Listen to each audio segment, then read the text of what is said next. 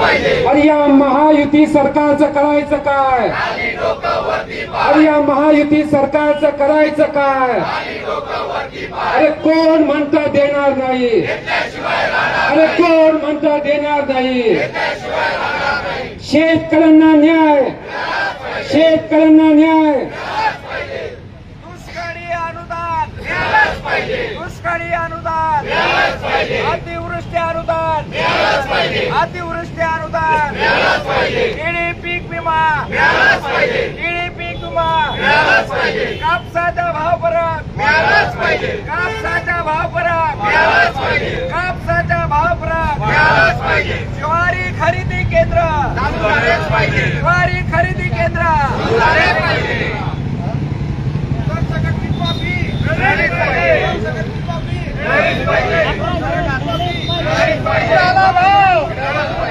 केळी पीक विमा धारकांना न्याय, केळी पीक विमा धारकांना न्याय, कापूस उत्पादक शेतकऱ्यांना न्याय, तूर उत्पादक शेतकऱ्यांना न्याय. अरे कोण म्हणतं देणार नाही? अरे कोण म्हणतं देणार नाही? त्याशिवाय राहणार नाही. अरे या महायुती सरकारचं करायचं काय? डोका वरती अरे या महायुती सरकारचं करायचं काय? डोका वरती पाय. शेतकरी त्रस्त, शेतकरी त्रस्त. कोण म्हणतं देणार नाही? अरे कोण म्हणतं देणार नाही? मी म्हणेल शेतकरी वाऱ्यावर, तुम्ही म्हणायचं सरकार तोऱ्यावर.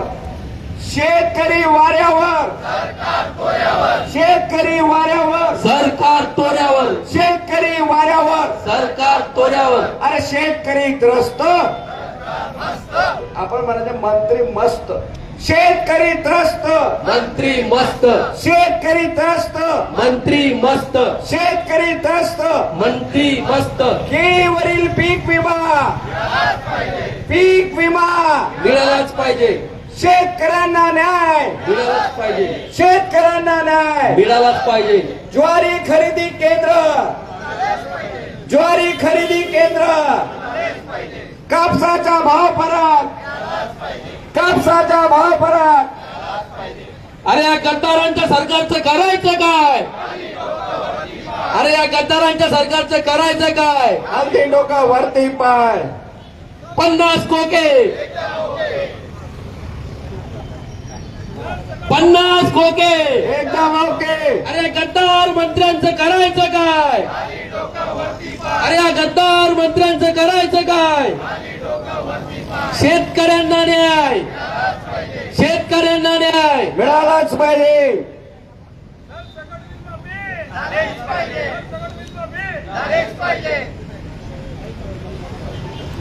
प्रोत्साहन अनुदान, मिळालंच पाहिजे, प्रोत्साहन अनुदान. मिळालंच पाहिजे. सरसकट कर्जमाफी, झालीच पाहिजे, सरसकट कर्जमाफी. झालीच पाहिजे. वाढीव वीज बिल,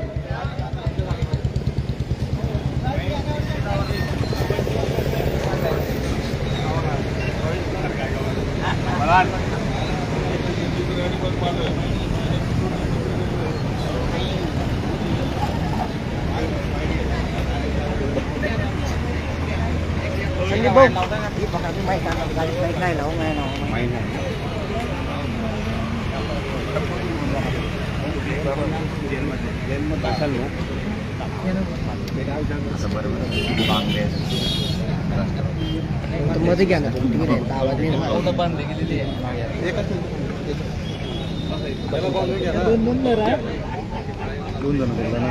या अण्णासाहेब वागडूचे माजी आमदारांचे चिरंजीव के आर त्यांचं वय 80 आज. राजाराम पाटील एक मिनिट दादा. सर सर सर दादा, आज या ठिकाणी महाविकास आघाडीच्या वतीने शेतकऱ्यांच्या प्रश्नांसाठी आंदोलन करण्यात येते. एकीकडे अधिवेशन सुरू आहे, नेमक्या काय मागण्या आहेत, काय सांगाल? शेतकऱ्यांच्या प्रश्नाला या महायुतीच्या सरकारने पूर्णपणे तिलांजली दिल्याच्या नंतर आज या ठिकाणी महाविकास आघाडी, शेतकरी संघटना, समविचारी पक्ष आणि संस्थेच्या माध्यमातून आम्ही आंदोलन सुरू केलेलं आहे. या आंदोलनामध्ये सगळ्यात महत्वाची मागणी एक आहे की जिल्ह्यातल्या दूध उत्पादक शेतकऱ्यांना मागच्या वर्षीपासून 5 रुपये फरक देण्याचं धोरण बजेट या सरकारने केलं, मात्र जिल्ह्यातल्या दूध उत्पादकांना अद्याप पावतो तो फरक खात्यात मिळाला नाही. असे 30,000पेक्षा जास्त दूध उत्पादक त्या ठिकाणी आले. म्हणजे घोषणा करायच्या आणि अंमलबजावणी नाही. बजेट करायचं पण तरतूद करून खात्यात पैसे द्यायचे नाही. म्हणजे शेतकऱ्यांच्या दूध उत्पादनाची जी चेष्टा लावली तो सगळ्यात पहिला मुद्दा आम्ही घेतलाय. जोपर्यंत दूध उत्पादकांच्या खात्यात पैसे देण्याचं शाश्वत आज उत्तर घेत नाही तोपर्यंत आम्ही आंदोलन या ठिकाणी सोडणार नाही.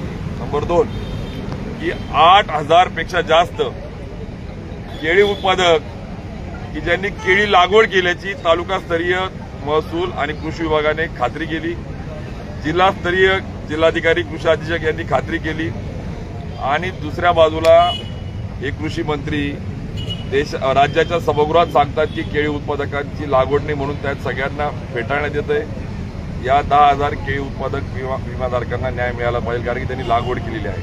म्हणजे सरकार शेतकऱ्यांचं आहे का हे इंग्रजांच्या पोटचं यांचे डीएनए तपासण्याची वेळ आली. आज परिस्थिती आज त्या ठिकाणी आहे. नंबर 3 की ज्वारी उत्पादक एका बाजूला हे भाजपाचं सरकार म्हणतं की आंतरराष्ट्रीय तृणधान्य वर्ष साजरं करा आणि शेतकऱ्यांनी ज्वारी लागवड केली आणि हे लबाडांचं हे भाजपाचं सरकार त्या ज्वारी उत्पादकांच्या ज्वारी खरेदी करायला तयार नाही.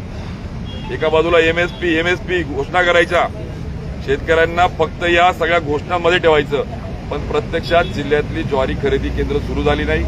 परिणाम स्वरूप 250 कोटी रुपयाचं नुकसान शेतकऱ्यांचं झालंय. त्यांना कमी भावाने बाजारात विकावं लागली. किमान आता ज्यांचं राहिलंय त्याचं ऑनलाईन खरेदी करा, मध्ये सांगता गोडाऊन नाही, बाजारात नाही. आणि नंबर 4चा की हे देवेंद्र फडणवीस हे जिल्ह्याच्या आणि राज्याच्या कापूस आणि सोयाबीन उत्पादकांची फसवणूक करतायत. या जळगावमध्ये ज्या वेळेस लोकसभेचा फॉर्म भरला त्या भाषणामध्ये असेल, भुसावळ पाचोऱ्याच्या सभेमध्ये असेल, यांनी सांगितलं की आम्ही कापूस उत्पादकांना न्याय देऊ, परंतु घोषणा केली मात्र त्याचा अजून GR नाही. मग कधी देणार खात्यामध्ये? अजून वेळेवर अटी शर्ती लावणार. त्यामुळे या सगळ्या सरकारचं ज्या पद्धतीने उद्धव साहेब मुख्यमंत्री असताना अंगठ्यावर बायोमेट्रिक पद्धतीने न्याय मिळाला होता तो कापूस उत्पादकांना फरक मिळणार आहे का नाही, या 4 प्रमुख मागण्या घेऊन महाविकास आघाडीचे सगळे नेते, पदाधिकारी, कार्यकर्ते, शेतकरी संघटना, त्याचबरोबर समविचारी संस्था आज हे आंदोलन आम्ही त्या ठिकाणी सुरू केले. जोपर्यंत शाश्वत हे आंदोलन फोटोसाठी नाहीये, हे आंदोलन केवळ बातमी देण्यासाठी नाहीये, या आंदोलनात जोपर्यंत शाश्वत उत्तर आम्हाला मिळत नाही, शासनाकडनं पर्याय जोपर्यंत मिळत नाही तोपर्यंत हे आंदोलन आम्ही सोडणार नाही. जिल्ह्यात 3 मंत्री शेतकऱ्यांचे तुम्ही आता जे प्रश्न सांगितले हे खूप गंभीर वाटतायत. मंत्री महोदय कुठेतरी कमी पडतायत का? दुर्दैवाने 3 तिगाडा काम बिगाडा एकही कामाचा नाहीये. हे लबाड मंत्र्यांची फौज.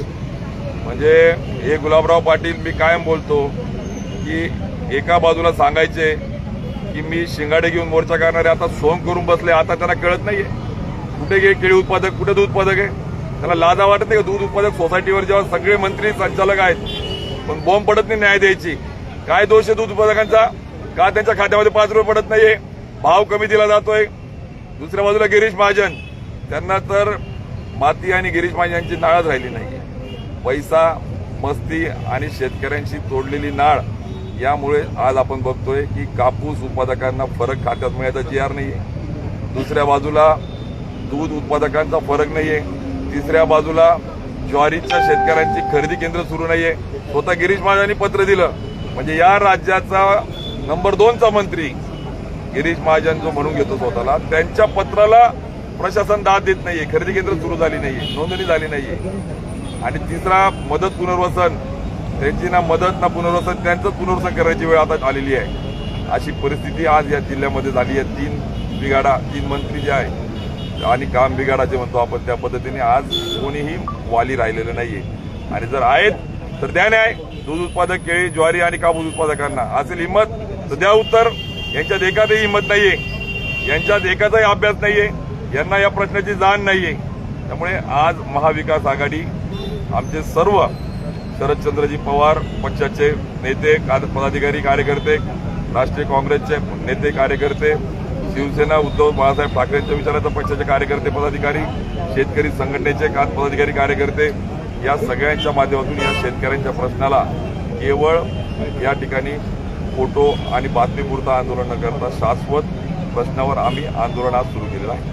आता यापूर्वी पण तुम्ही ज्या ज्या पत्रकार परिषदा घेतल्या ठाकरे गटाच्या वतीने असतील, राष्ट्रवादीने देखील हे प्रश्न मांडलेले आहेत. वेळोवेळी हेच प्रश्न मांडले जातात, ठोस निर्णय नाही होत. त्यामुळे आजचं जे आंदोलन आहे याच्यावर काही यश असणार काही पर्याय निघेल का, नाहीतर मग काय आक्रमक होती काय? बरोबर आहे. आम्ही पत्रकार परिषदा असतील, निवेदनं असतील, प्रशासन शासनाला वेळोवेळी या ठिकाणी बैठका घेऊन त्यांच्या भेटी घेऊन त्यांना निवेदनं देण्याचा मार्ग असेल. वेळ प्रसंगी मागच्या पंधरवड्यामध्ये मग आम्ही चाळीसगाव, पाचोरा, पारोळा, धरणगाव यासारख्या ठिकाणी धरणे आंदोलन असतील किंवा जळगावमध्ये आमच्या महाविकास आघाडीने केलेले आंदोलनं असतील, या सगळ्या नंतरही या शासनाला, या मंत्र्यांना, या प्रशासनाला जर या प्रश्नांचं गांभीर्य कळत नसेल तर त्यासाठी आम्ही हे आंदोलन आज सुरू केलंय. त्यामुळे हे आज धरणे आंदोलन जोपर्यंत मागण्या मान्य होत नाही तोपर्यंत आम्ही सोडणार नाही.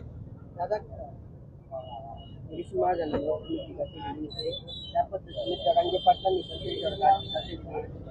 पाटलांनी म्हटलेले आहे कारण की गिरीश महाजन 3-3 वेळा मंत्रिपद मिळालं होतं, त्यांना मग त्यांना कसं पाळायचं त्याचा मी विचार करतोय. ते कसे निवडून येतात ते माझं चॅलेंज आहे त्यांना, असं आव्हान करतात. त्याकडे कसं पाहताय? मला एकच मान्य आहे की आज मराठा समाजाच्या तोंडाला पानं पुसायची, दुसऱ्या बाजूला ओबीसीच्या मागण्या पण मान्य न करता त्यांच्या भावनेशी खेळायचं, तिसऱ्या बाजूला आदिवासी समाजाच्या याच ठिकाणी आंदोलन झालं, मी साक्षीदार आहे त्या आमच्या कोळी भिल्ल समाजाच्या, त्यांच्यामध्ये भांडणं लावायचे, चौथ्या बाजूला धनगर समाजाला सांगायचं की एसटी समकक्ष योजना देतो म्हणून घोषणा करायच्या परंतु त्याची अंमलबजावणी करायची नाही. म्हणजे केवळ या ठिकाणी सामाजिक तेढ निर्माण करून आपली पोळी भासता येईल का, हा या भाजपाचा चेहरा आता उघड झालेला आहे. त्यामुळे गिरीश महाजन असो का देवेंद्र फडणवीस असो, या महाराष्ट्राला हे कळलंय आणि आता ही क्रांती जळगाव जिल्ह्यातून करण्यासाठीचं महाविकास आघाडी शेतकऱ्यांच्या माध्यमातून उतरले. टप्प्याटप्प्याने अजून हे आंदोलन तर आम्ही जोपर्यंत आम्हाला याचं शाश्वत पर्याय उत्तर जोपर्यंत मिळते तोपर्यंत सोडणार नाहीये. आणि याही पुढे आम्ही या ठिकाणी मग गिरीश महाजन असो यांचा चेहरा यांचा पर्दाफाश करू आम्ही की हे खरोखर शेतकऱ्यांची मुलं आहे का, आणि असतील अरे द्या, तुम्हाला लोकांनी निवडून दिलंय, या शेतकऱ्यांनी तुम्हाला जबाबदारी दिली आहे, गोरगरिबांच्या आशीर्वादाने तुम्ही त्या ठिकाणी मंत्री, आमदार, दूध संघ ते चेअरमन झालेले आहेत, तुम्ही यांना सगळ्यांना न्याय द्या.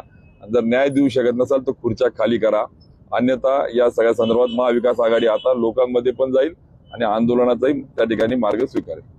काल मंगेश चव्हाणांनी एक व्हिडिओ ट्विट केला, त्या व्हिडिओमध्ये त्यांनी दिलगिरी व्यक्त केली की 100 दिवसात मी करणार होतो, आता त्याला 10-15 दिवस. मी काही बघितलं नाही काय ट्विट करताना त्यांनी तुमच्यावर नाव नाही घेता टीका केलेली नाही, ट्विट वगैरे मी बघितलं नाही. अजून मला असं वाटतं की या संदर्भात पहिले बोंब पाडा.